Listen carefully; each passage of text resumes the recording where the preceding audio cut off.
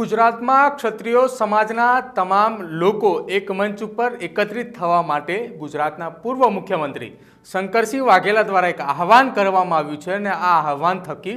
ક્ષત્રિય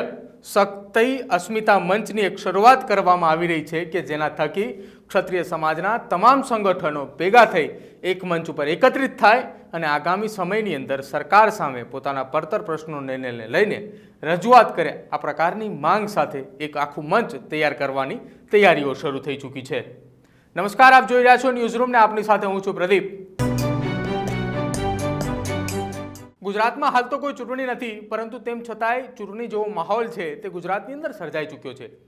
લોકસભાની ચૂંટણી 2024ની જ્યારે હતી તે દરમિયાન પરસોત્તમ રૂપાલાના વિવાદિત નિવેદનને લઈને ક્ષત્રિય સમાજ મેદાને ઉતર્યું હતું અને એક ક્ષત્રિય સમાજ મેદાન ઉતારતાની સાથે ગુજરાતભરની અંદર અલગ અલગ જગ્યાએ ક્ષત્રિય અસ્મિતા સભાનું આયોજન કરવામાં આવ્યું હતું અને આ સભા થકી ગુજરાતની અંદર એક આંદોલનનો દોર શરૂ થયો હતો। પરંતુ તેમ છતાંય લોકસભાની ચૂંટણીની અંદર પરસોત્તમ રૂપાલાની જીત થઈ હતી, જ્યારે બીજી તરફ હવે પરસોત્તમ રૂપાલાએ ફરી એક વખત વિવાદિત નિવેદન આપ્યું છે અને આ નિવેદનની અંદર ભગવાન રામનો તેમણે ઉલ્લેખ કર્યો છે।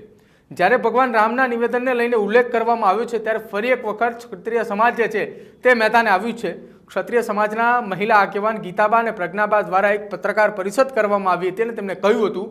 કે જો પરસોત્તમ રૂપાલા રાજીનામું ના આપે અથવા તો તેમની યાદશક્તિ જો ઓછી થઈ ગઈ હોય તો તેમને આ રાજકારણ છોડી દેવું જોઈએ। આ પ્રકારની વાત જે છે તે પત્રકાર પરિષદની અંદર કરવામાં આવી હતી। ત્યારબાદ ગુજરાતના પૂર્વ મુખ્યમંત્રી શંકરસિંહ દ્વારા આગામી 20 તારીખે ગોતા સ્થિત રાજપૂત ભવન ખાતે મહાસભાનું આયોજન કરવામાં આવ્યું છે અને આખા આ મહાસભાના અધ્યક્ષ જે છે તે ભાવનગરના રાજા વિજયસિંહને બનાવવાની વાત કરી રહ્યા છે। એટલે કે હવે ક્ષત્રિય સમાજના તમામ જે સંગઠનો છે તે એકત્રિત કરવામાં આવશે અને એ સંગઠનોમાંથી એક સંગઠન એટલે કે ક્ષત્રિય શક્તિ મહાસભા મંચ તરીકે ઓળખવામાં આવશે અને ત્યારબાદ આગામી રણનીતિ જે છે તે ઘડવામાં આવશે। જ્યારે હવે બીજી તરફ આખો એક ટર્નિંગ પોઈન્ટ એ આવ્યો છે કે ક્ષત્રિય અસ્મિતા આંદોલન જે લોકસભાની ચૂંટણી દરમિયાન ચાલી રહ્યા હતા એ ચૂંટણી દરમિયાન ચાલી રહેલા આંદોલનને લઈને તૃપ્તિબા રાવલ દ્વારા સોશિયલ મીડિયા ઉપર એક પોસ્ટ કરવામાં આવી છે કે ક્ષત્રિય સમાજની એકતા જરૂરી કેમ છે અને નીચે તેમને બે ઓપ્શન આપવામાં આવ્યા છે। એક ઓપ્શન એ આપવામાં આવ્યું છે કે ગુજરાતની અંદર સરકાર બનાવવા માટે,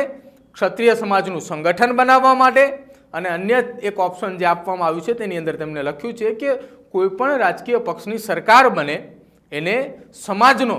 સાથ અને સહકાર આપવાની। એટલે કે હવે ગુજરાતની અંદર એક તરફ શંકરસિંહ બાપુ પોતાના નવા રાજકીય પક્ષની અથવા તો ક્ષત્રિય સમાજના એક મંચની તૈયારી કરી રહ્યા છે, ત્યારે બીજી તરફ તૃપ્તિબા રાવલ દ્વારા પણ ક્ષત્રિય સમાજને લઈને આ પોસ્ટ કરવામાં આવી છે કે જેના કારણે હવે ગુજરાતની અંદર ચૂંટણી પહેલાં જ, હાલ તો કોઈ ચૂંટણી નથી પરંતુ તેમ છતાંય ચૂંટણી જેવો એક માહોલ જે છે તે સર્જાઈ ચૂક્યો છે। ક્યાંક હવે એવું લાગી રહ્યું છે કે તૃપ્તિબા રાવલ દ્વારા પણ નવા કોઈ રાજકીય પક્ષની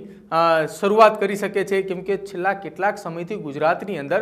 નવા રાજકીય પક્ષના એંધાણ જે છે તે દેખાઈ રહ્યા છે અને આ એંધાણનો અંત જે છે તે દશેરા દરમિયાન આવે તેવી શક્યતાઓ વ્યક્ત થઈ રહી છે। પરંતુ એ પહેલાં જ ગુજરાતનું રાજકારણ જે છે તે હવે ક્યાંક ગરમાઈ ચૂક્યું છે।